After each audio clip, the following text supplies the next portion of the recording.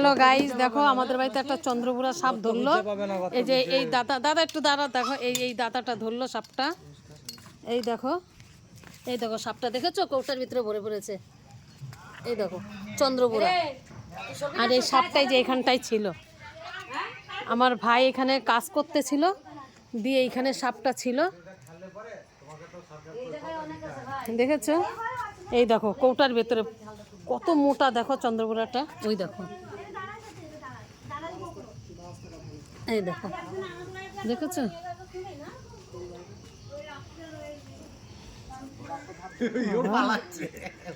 আমার শরীর তো পুরো কাটা।